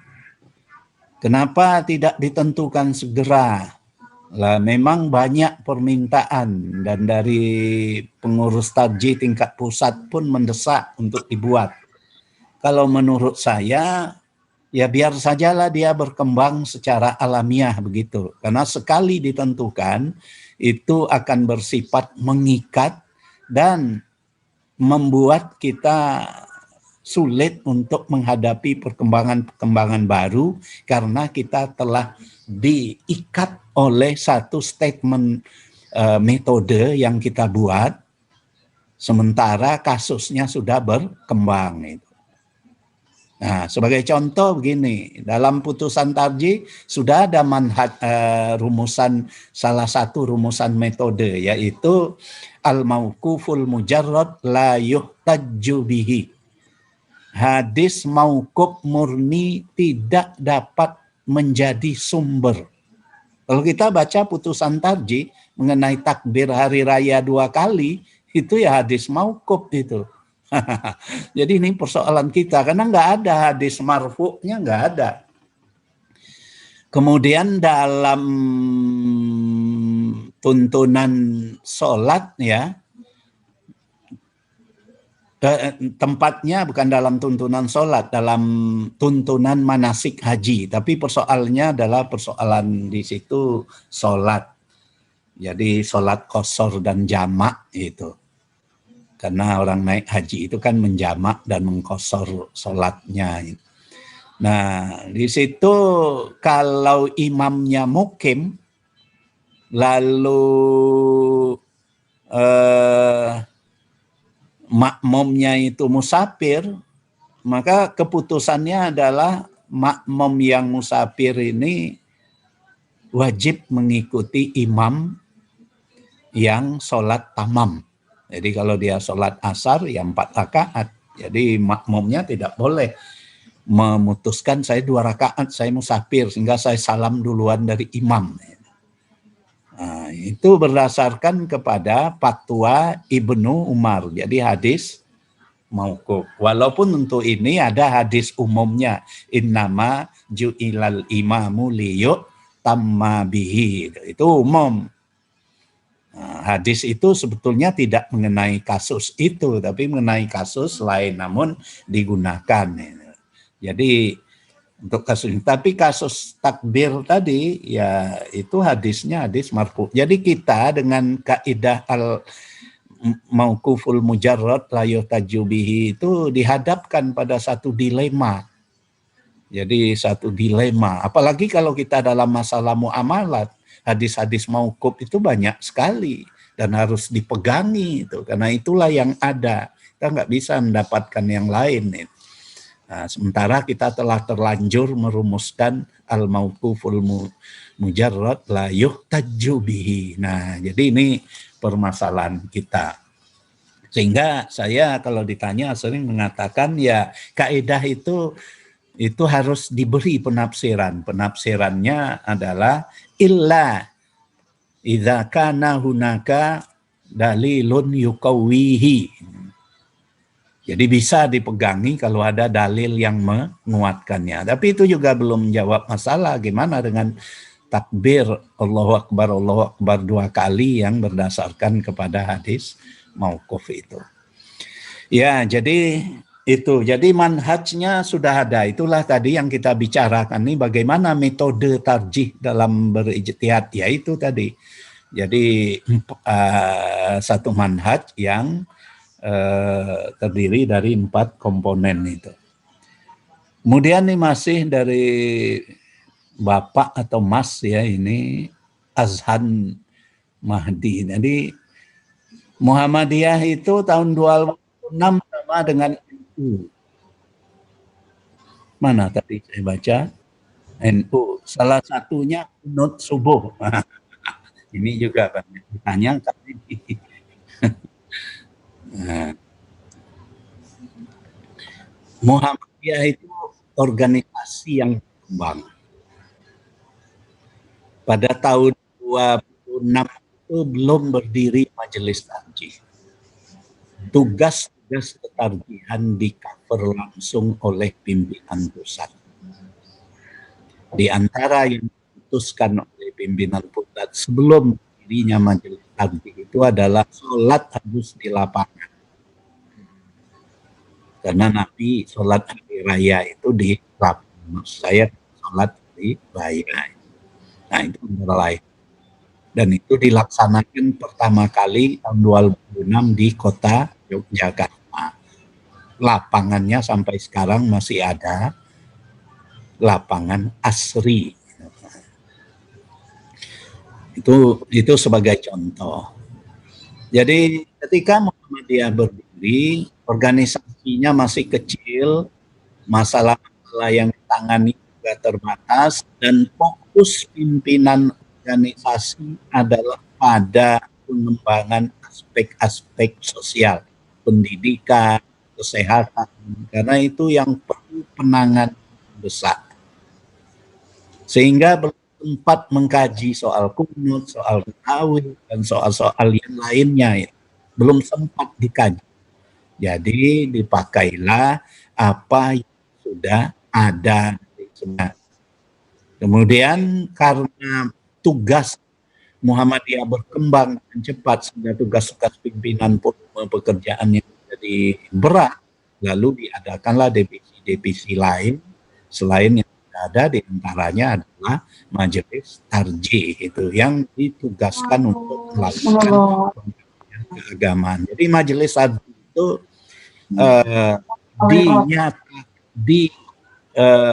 deklarasikan berdiri, diputuskan berdiri tahun 2007, jadi sebelum sesudah tahun 26 ini, dan organisasinya disusun, adanya pengurus majelis tarjih, kaidah majelisnya dibuat tuh tahun 28. Nah, sehingga tahun berapa berdirinya majelis tarjih? Jawab susah. Kalau diumumkan, diputuskan tahun 27. Kalau dibentuk organisasinya tahun 28. Nah, jadi baru melakukan pengkajian. Nah, setelah melakukan pengkajian itu, ya tadi kunut itu. Nah, menurut majelis tarjih, hadis yang menyatakan kunut subuh yang terus-menerus itu dhaif dan bertentangan dengan hadis-hadis sahih riwayat jamaah ahli hadis, yaitu hadis kan Rasulullah sallallahu alaihi wasallam yaqnutu fis subhi syahrun summa tarakahu. Adalah Rasulullah sallallahu alaihi wasallam kunut dalam salat subuh selama 1 bulan, kemudian ia tinggalkan. Nah, hadis yang menyatakan kunut subuh itu karena Rasulullah sallallahu alaihi wasallam yaqnutu fis subhi hatta faqad dunya. Rasulullah itu melakukan kunut dalam salat subuh sampai beliau faqad dunya, berpisah dengan dunia, artinya sampai meninggal. Nah, hadis ini bertentangan dengan hadis tadi cuma sebulan kok kemudian ditinggalkan. Kalau yang ini terus menerus sampai beliau wafat. Nah, yang benar yang kita pelajari sanadnya. Ternyata sanad hadis ini ada di dalamnya 2 orang rawi, antara lain Ar-Razi itu ya dhaif. Dan tidak ada hadis lain yang menguatkan hadis. Sedangkan hadis tadi diriwayatkan oleh jamaah, oleh Bukhari, Muslim, Abu Daud, Nasa'i, Tirmizi itu meriwayatkan karena Rasulullah sallallahu alaihi wasallam yang fi subhi itu syahr, lalu summa rakahu.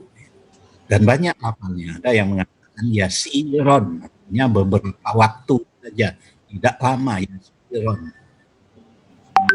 Nah, jadi banyak ngapunten. Ya. Ngapunten Mas Rof. Kemungkinan ini karena berbatas dengan waktu ya. Oh iya, ya. Ya, baik. Gitu. Sudah moderator sudah berani. Ya bagus. Ya, terus pertanyaan lainnya tadi apa ya? Saya tidak dapat mencatat tadi. Ya itu yang barangkali di pertemuan berikutnya lagi kita akan coba untuk kaji kembali, Prof. Mudah-mudahan nanti kita dipertemukan lagi dalam sesi-sesi berikutnya lagi, nggih. Untuk pertanyaannya. Ya. Untuk jawabannya, nggih. Di sini terima kasih Prof. Syamsul Anwar yang sudah memberikan materi ya, sekaligus bagaimana merespon problematika di masyarakat atau di warga persyarikatan Muhammadiyah ini. Dan ternyata tidak hanya sedikit ya, cukup banyak juga gitu ya problematika yang memang harus direspon. Dan ini membuktikan bahwa tarjih kita sebetulnya relevan dan sangat mumpuni ya untuk bisa mengakomodir dan merespon ya setiap problematika tersebut.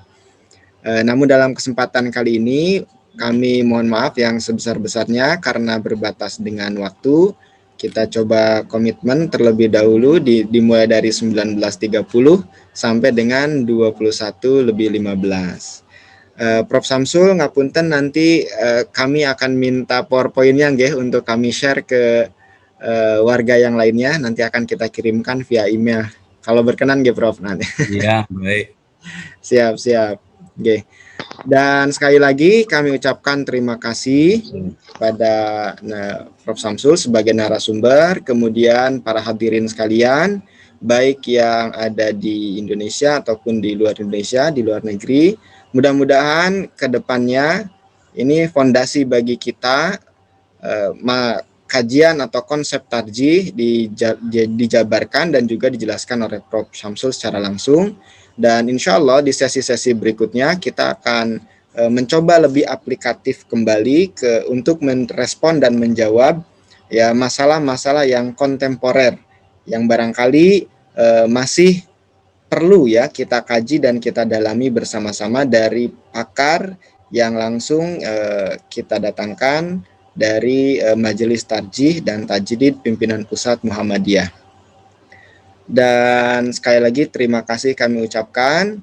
Mudah-mudahan apa yang sudah kita laksanakan ini menjadi ilmu dan juga amal ya untuk kebaikan kita di masa yang akan datang.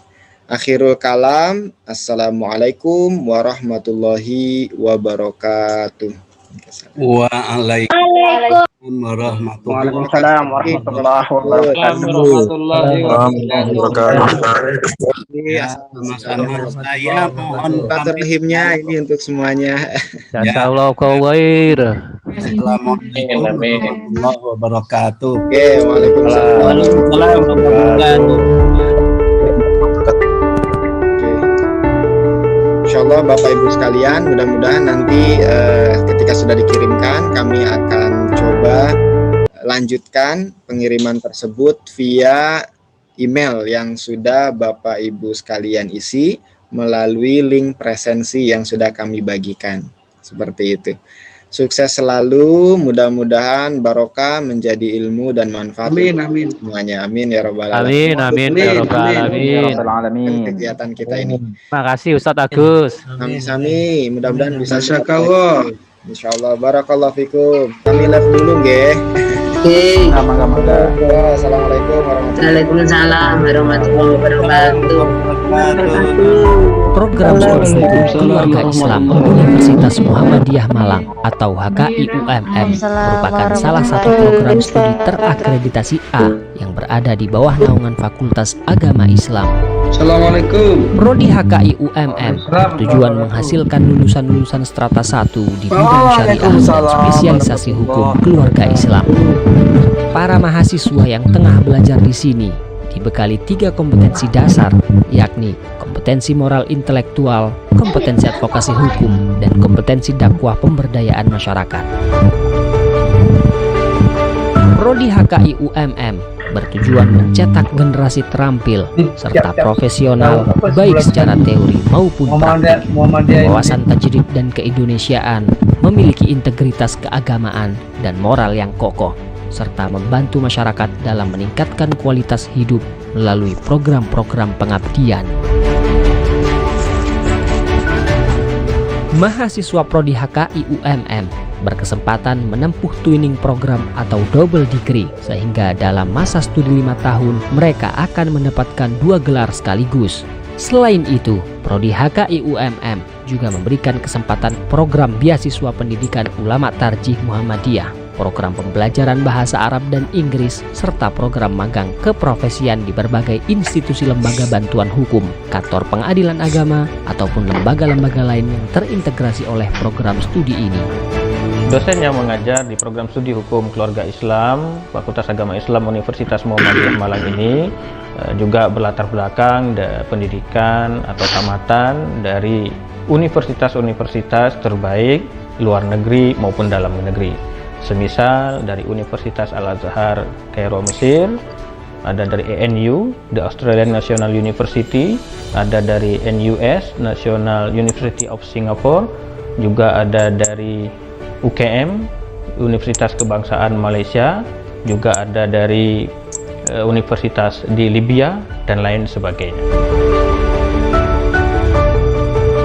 Selain itu, para alumni HKI-UMM dipersiapkan untuk menjadi sumber daya manusia di berbagai bidang profesi hukum, seperti penasihat hukum Islam, advokat atau pengacara, serta hakim dan panitera.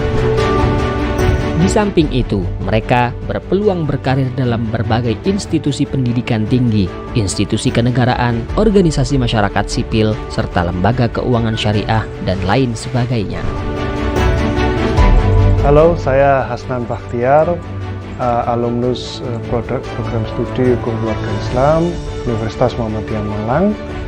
Saya bersyukur sekali pernah berkuliah di Prodi HKI karena saya bisa belajar filsafat hukum Islam dengan sangat baik dan fondasi ilmu pengetahuan hukum yang sempurna, sehingga saya mendapatkan beasiswa Australian World Scholarship pada 2016 dan lulus pada 2018 dengan nilai yang terbaik.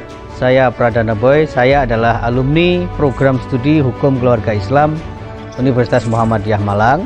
Saya banyak berkiprah dalam berbagai macam kegiatan, baik itu kegiatan intelektual, kegiatan sosial, maupun kegiatan-kegiatan yang bersifat organisasi.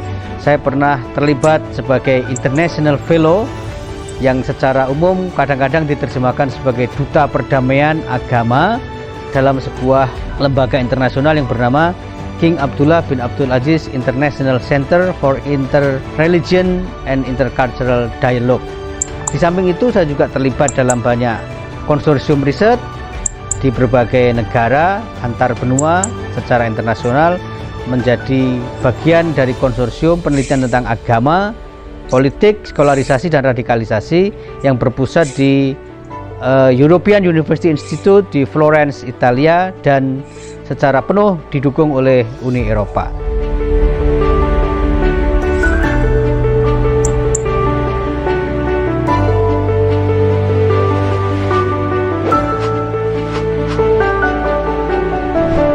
Dari Muhammadiyah untuk bangsa.